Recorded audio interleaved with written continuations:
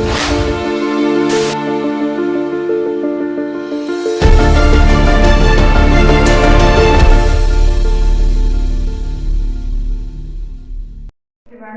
Back to my YouTube channel. നമ്മൾ കഴിഞ്ഞ എപ്പിസോഡുകളിൽ അബ്രീവിയേഷനും common drugs in OET listening ഒക്കെയായിരുന്നു ഡിസ്കസ് ചെയ്തത് അല്ലേ.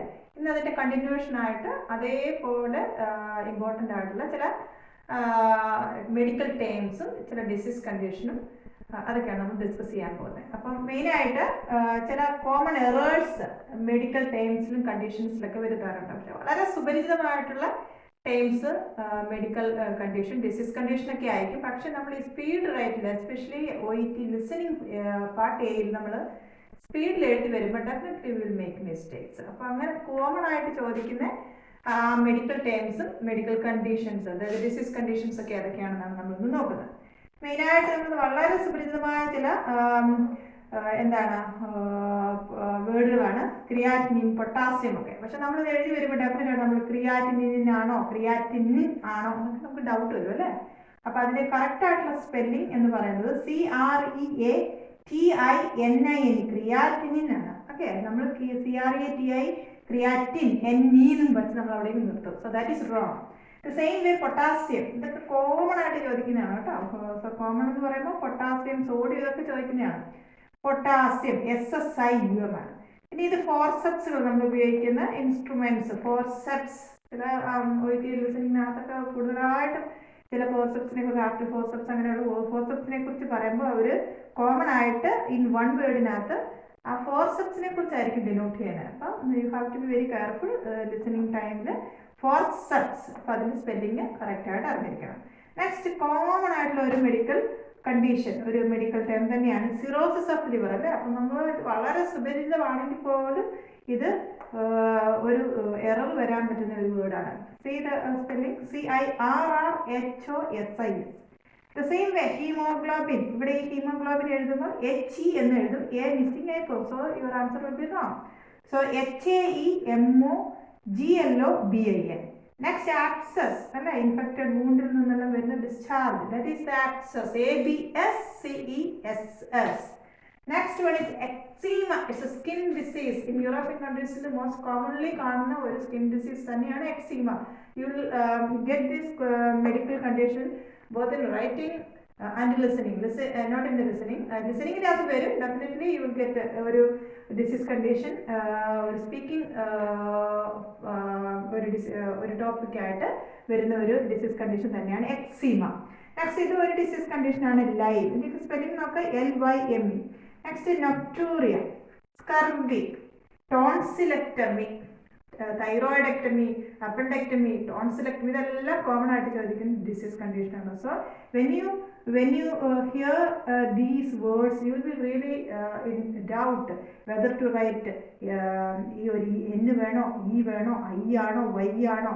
Four example nitroglycerin, NY, nitro TRO, GLY, ഗ്ലിസെ CERIN അവിടെ കൊണ്ട് നമ്മൾ നിർത്തും. NE എഴുതത്തില്ല, glycerin NE. So our spelling errors ആണ്. അപ്പം നമ്മൾ ചിലർ പറയും സ്പെല്ലിംഗ് എറർ ഒരു മാറ്റമല്ല എന്ന്. Definitely it's A matter. കാരണം ഇതൊരു അക്കാദമിക് എക്സാം ആണ്.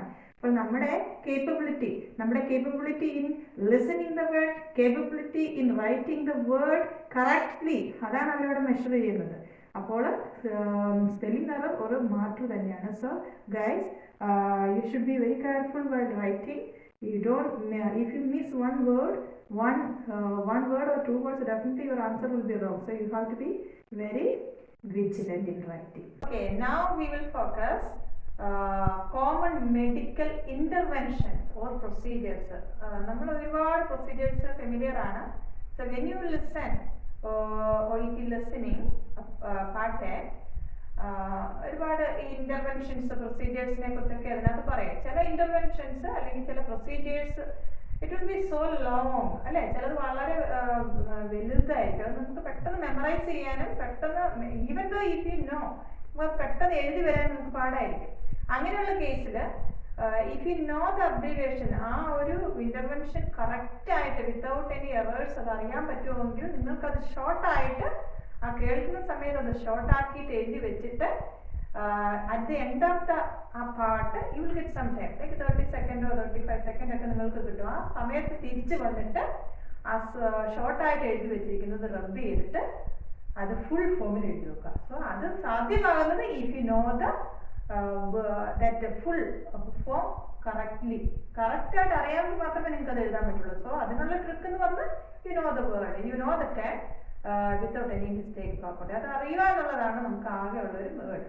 അപ്പോൾ ഫോർ എക്സാമ്പിൾ ഇപ്പം TIA that is transient ischaemic attack ആണ്. So if you know that one properly, so while hearing you can just write down TIA, then go with the audio after the audio clip. When you finish audio clip, come back to the actual ആ ഒരു സ്ഥലത്ത് നിങ്ങൾ ആ TIA എന്ന് എഴുതിയിരിക്കുന്ന സ്ഥലത്തോട്ട് വന്നിട്ട്, because you will get the time like 30-35 second നിങ്ങൾക്ക് at the end of each audio clip നിങ്ങൾക്ക് കിട്ടുന്നതാണ്. ആ ടൈമിൽ TIA എന്ന് എഴുതിയിരിക്കുന്നത് റബ്ബ് ചെയ്തിട്ട് ട്രാൻസിയന്റ് ഇസ്കീമിക് അറ്റാക്ക് എന്ന് എഴുതി വെക്കുക. That is only way. So അതിനെന്താണ് നമുക്ക് വേണ്ടത്? U know the thing properly.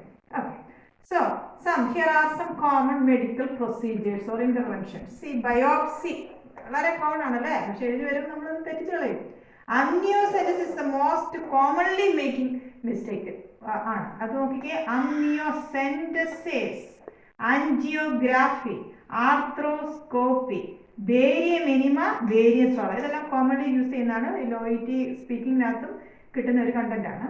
Next, bone scan, cervical smear, colonoscopy, endoscopy, hysteroscopy, hysterectomy ഇല്ലേ, അതുപോലെ തന്നെ hysteroscopy. Okay guys, that's all for today. So I hope you all understood today's session. So we will meet with more interesting topic. Until then, this is Prince signing off from Blossom Days. Bye.